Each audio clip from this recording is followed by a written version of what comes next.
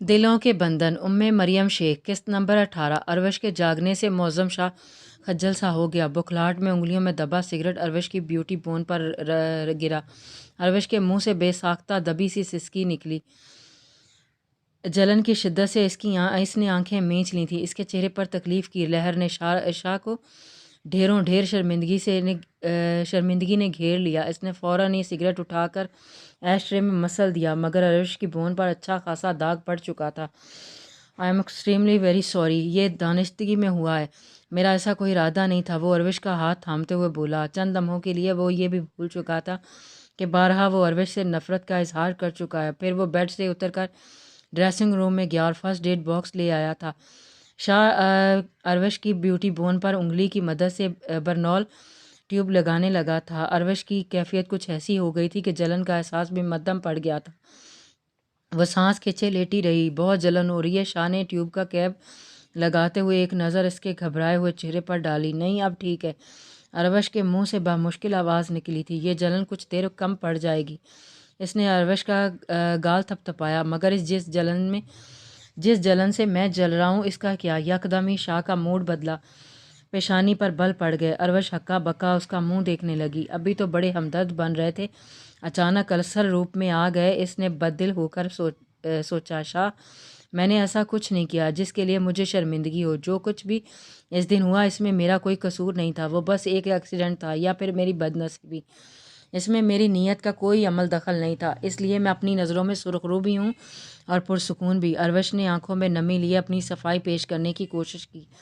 मीर सबुक्तगीन के बारे में आपका क्या ख्याल है? शाह ने उसकी सारी बातें यकसा नज़रअंदाज कर दी। शोला बार निगाहें इस पर जमाए सर्द लहजे में तंजिया सवाल किया।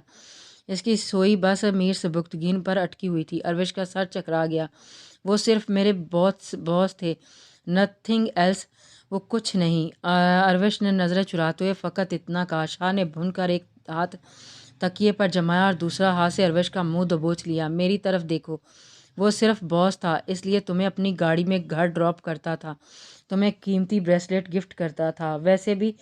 वैसे आपके मोअज़्ज़ज़ बॉस ने अपने स्टाफ की कितनी लड़कियों के ऐसे गिफ्ट से नवाजा था, या ये नज़र करम सिर्फ आप पर ही थी? वो गुराया। मैं कुछ नहीं जानती, उन्होंने मुझे कोई ब्रेसलेट नहीं दिया। प्लीज़ मुझे माफ़ कर दें, मैं आपके शकूक व शबाहत मिटा नहीं सकती हूँ, क्योंकि मेरी किसी भी बात का असर आप पर नहीं होगा। वो शाह के जारहाना रवैये से खौफजदा होकर बिलकने लगी। हाँ, नहीं हो सकता मुझ पर असर, क्योंकि मुझे सिर्फ तुम्हारी हरकतों ने शकूक व शुबहात में मुब्तला नहीं किया है। वो तुम्हारा नाम निहाद आशिक हमाद गाली मरते वक़्त इसकी ज़बान पर भी तुम दोनों के ही इश्क की दास्तान थी। शाह ने बेड ग्राउंड पर इतनी ताकत से हाथ मारा कि मजबूत बेड लर्ज उठा था। शाह की हथेली भी ज़ख्मी कर गया था। शाह के मुंह से गाली सुनकर अरवश की हथेलियाँ भीग गईं। वो इतना बथरा रहा था कि खौफ से अरवश का दिल बंद होने लगा। लम्हों में हमाद के अल्फाज और अरवश का मीर सबुक्तगीन से गाड़ी का उतरने का मंजर इसके ज़हन में बरदार हुआ। जुनूनी कैफियत में इसने अरवश को बेदर्दी से पीटना शुरू कर दिया। अरवश के हवास शाह के दो चार भारी हाथों के सामने जल्द ही जवाब दे गए। वो बेजान सी होकर एक तरफ ढलक गई। मौसम शाह का जुनून और जलाल पर में झाग की तरह बैठ गया था। शाह इसके गाल थपथपाने, फिर इसका हाथ थाम कर नब्ज़ चेक की जो सर्द पड़ चुका था। शिट! वो सर झुकाकर अरवश को होश में लाने की तदबीर करने लगा। मीर सबुक्तगीन को कुछ देर कबल ही मौज़म अली शाह और अरवश की शादी की खबर मिली थी। रात ही वीकेंड पर रानिया और नगीन को लेकर गांव पहुंचा था। अरवश, तुम्हें समझने में बहुत बड़ी गलती कर दी मैंने। काश तुमसे शादी का फ़ैसला मैं इतनी जल्दबाजी में ना किया होता। कर्ब से सोचते हुए इसने अपनी आंखें बंद कर लीं। यकदम इसका दिल हर चीज़ से उचाट हो गया था। अदा सबुक्तगीन, आप चाय पियेंगे? वो लिविंग रूम में सोफ़े की पुश्त से सर टकाए ख्यालों की दुनिया में गुम था। किचन में जाते हुए नगीन की नज़र इस पर पड़ी तो वो पूछे बिना नहीं रह सकी थी। इसे भी रात गांव पहुंचते ही मौज़म शाह की शादी की खबर मिल चुकी थी। अरवश से सबुक्तगीन की वाबस्तगी का जिक्र वो कई बार रानिया के मुंह से सुन चुकी थी, इसलिए मीर सबुक्तगीन की हालत का अंदाज़ा था। नहीं, मुझे तलब नहीं है, थैंक्स।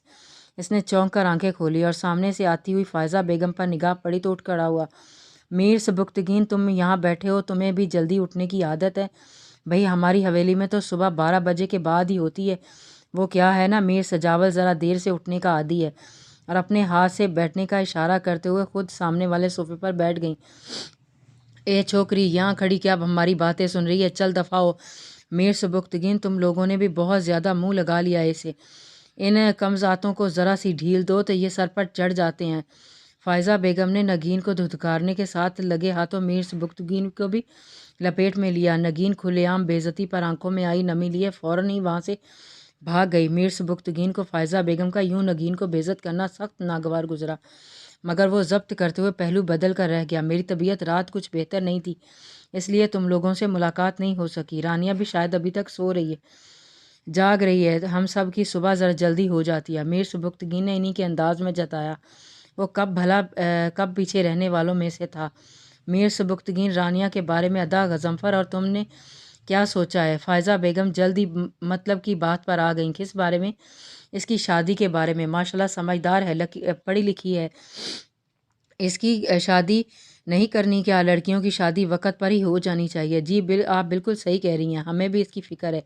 ڈیڈی نے ایک دو جگہ اس کے رشتے کی بات چلائی ہے۔ اس نے سنجیدگی سے ٹھہرے ہوئے لہجے میں بات کی جواب دیا۔ وہ بمشکل فائزہ کے سوالوں کے جواب دے رہا تھا، وگرنہ اس وقت وہ جس ذہنی اذیت میں مبتلا تھا، اس میں فائزہ بیگم کی گفتگو اس کے سر پر ہتھوڑے برسا رہی تھی۔ رانیہ کے لیے میر سجاول سے بہتر رشتہ تمہیں کہیں نہیں ملے گا۔ بہت جلد میں اور تمہارے چچا سائیں رشتہ لے کر ادا غضنفر کے پاس جانے والے ہیں۔ فائزہ بیگم نے اس کے سر پر دھماکہ کر دیا۔ میر سجاول جیسے بگڑے ہوئے اور خودسر انسان اور رانیہ کا کوئی جوڑ نہیں بنتا تھا۔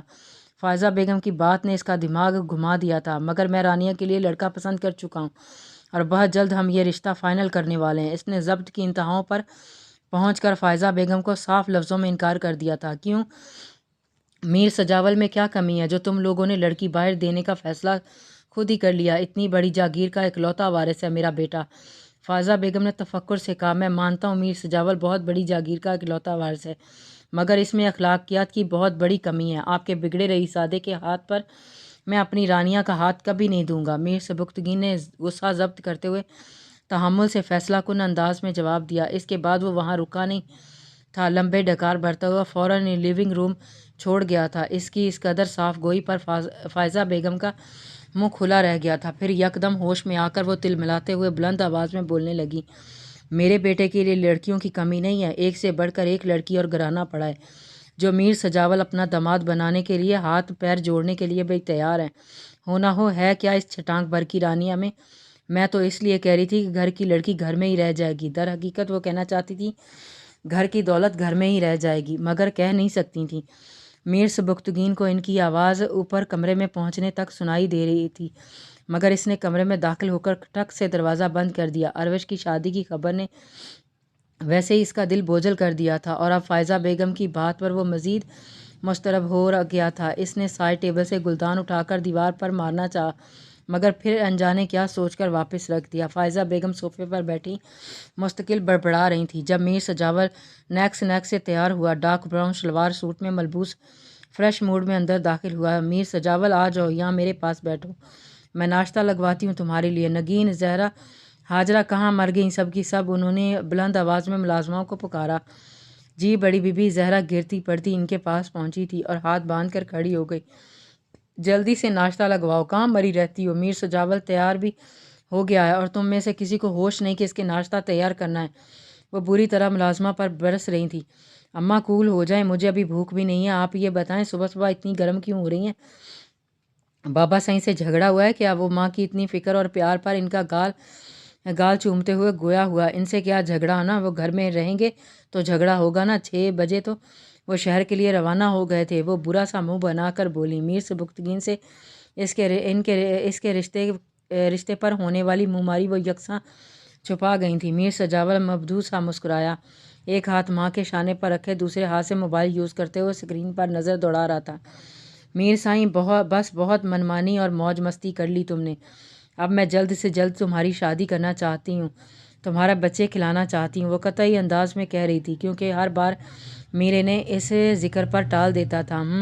اب میں بھی یہی چاہتا ہوں، آپ تیاری شروع کر دیں، اس نے سنجیدگی سے پرسوچ انداز میں کہا۔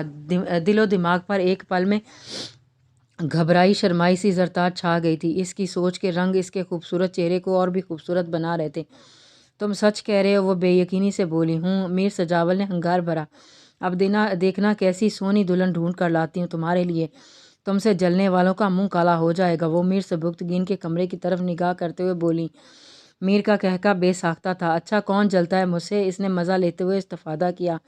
سب ہی جلتے ہیں میرے شہزادے سے۔ چھوڑو تم، یہ بتاؤ کیسی دلہن چاہیے تمہیں؟ وہ بڑے شوق سے پوچھ رہی تھی۔ اماں، دلہن تو میں نے ڈھونڈ لی، اور وہ بھی اتنی سونی کہ اس کے جیسی پورے گاؤں کا کیا شہر میں بھی کوئی نہیں۔ اس کی آنکھوں میں زرتاج کا عکس دلکش عکس جھلملا رہا تھا۔ ہیں کیا وہ اسی گاؤں کی ہے؟ مگر گاؤں میں کوئی ایسی لڑکی یا ایسا گھر تو میری نظر سے نہیں گزرا۔ وہ ہونٹوں پر انگلی رکھے یہ پرسوچ انداز میں کہہ رہی تھی۔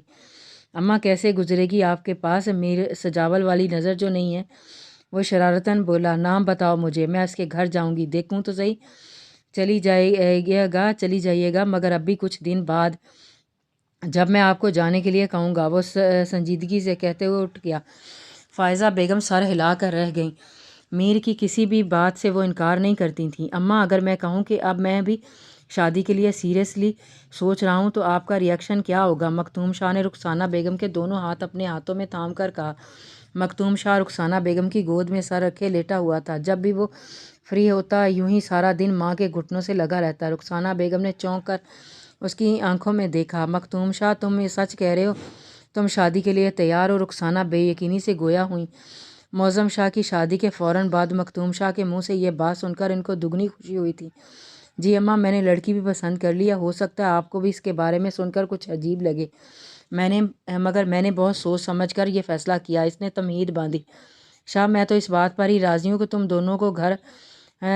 دونوں کے گھر میری زندگی میں ہی بس جائیں اور میں دونوں کی خوشیاں اپنی آنکھوں سے دیکھوں۔ معظم شاہ کی بات طرف سے تو میں اب بھی مطمئن نہیں، نہ جانے اس کے دل میں کیا ہے، مگر تم پر میں اپنا تھوڑا بہت حق سمجھتی ہوں، کیونکہ تم اس سے اور اپنے باپ سے بالکل مختلف ہو۔ زینب کے نکاح کے بعد اب اس گھر نے اروش کی صورت میں خوشی دیکھی ہے۔ میری آنکھیں ترس رہی تھیں تم دونوں کی شادی اور بچوں کی کلکاریاں آواز سننے کے لیے۔ رخسانہ بیگم کے کہتے ہوئے آبدیدہ ہو گئیں۔ اماں، آپ کا تھوڑا سا نہیں پورا حق ہے مجھ پر، اور پہلے میں اپنی اسٹڈیز کی وجہ سے آپ کی خواہش رد کیے ہوئے تھا، مگر اب ایسی کوئی مجبوری نہیں جو میں اپنی پیاری سی ماں کو دکھی کر رکھوں۔ اس نے کہتے ہوئے رخسانہ کے گلے میں باہیں ڈال دی تھیں۔ اچھا پھر جلدی سے بتاؤ کون ہے وہ لڑکی؟ میں آج ہی تمہارے بابا سے بات کروں گی تاکہ ہم جلد ہی اس کے گھر جا سکیں۔ رخسانہ کافی بے صبر ہو رہی تھی۔ خیر اماں، اتنی جلدی تو آپ نہیں جا سکتی، اس سب میں ابھی کچھ وقت درکار ہے، مگر مجھے رب پر پورا یقین ہے وہ کوئی نہ کوئی راستہ ضرور نکال دے گئے۔ مکتوم شاہ، بھلا ایسا بھی کیا ہے جو تم اس طرح سے کہہ رہے ہو؟ رخسانہ کچھ الجھ کر رہ گئیں۔ اماں، رانیہ دراصل میر غضنفر علی کی بیٹی ہے، جس کا علاج کرنے پر معظم شاہ نے مجھ سے جھگڑا کیا تھا۔ اسی دن پہلی بار رانیہ سے میری ملاقات ہوئی تھی۔ مکتوم شاہ نے تھوڑا جھجکتے ہوئے ماں کو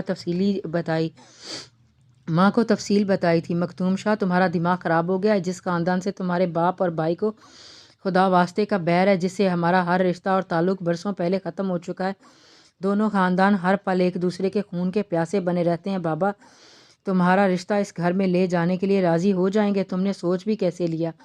اماں پلیز کام ڈاؤن۔ اللہ سائیں کے ہر کام میں مصلحت ہوتی ہے، کیا معلوم یہ رشتہ برسوں سے چلی آ رہی دشمنی کا خاتمہ کر دے اور پہلے کی طرح سب ایک ساتھ ہو جائیں۔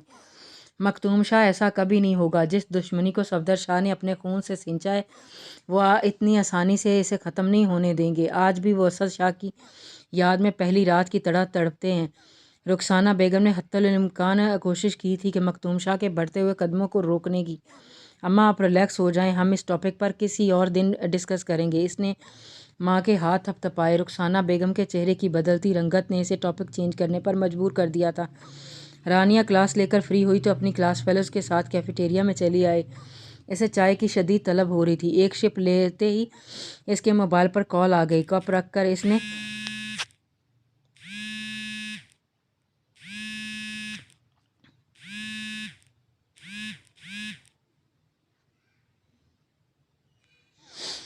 رانیہ کلاس لے کر فری ہو گئی تو اسے کلاس فیلو کے ساتھ کیفیٹیریا میں چلی آئی۔ اسے چائے کی شدید طلب ہو رہی تھی۔ ایک سپ لیتے ہی اس کے موبائل پر کال آ گئی۔ کپ رکھ کر اس نے اتھل پتھل ہوتے دل کے ساتھ کال ریسیو کی تھی۔ ہیلو رانیہ، کیسی ہیں آپ؟ مختوم شاہ نے کال اٹینڈ کرتے ہوئے استفادہ کیا۔ میں ٹھیک ہوں، آپ کیسے ہیں؟ رانیہ نے جھجکتے ہوئے پوچھا۔ می ٹو، اس وقت آپ کہاں ہیں؟ مختوم شاہ نے مختصر کہا اور پھر سوال کیا۔ میں یونیورسٹی میں ہوں، لیکن آپ کیوں پوچھ رہے ہیں؟ رانیہ نے کچھ ہٹکتے ہوئے حیرانی سے پوچھا۔ رانیہ، اس دن میں نے آپ سے کہا تھا میں دوبارہ کال کروں گا، مگر حالات کچھ ایسے ہو گئے تھے کہ میں بات نہیں کر سکا، مگر آج مجھے آپ سے لازمی بات کرنی ہے۔ کیا آپ تھوڑا سا ٹائم نکال کر مجھ سے مل سکتی ہیں؟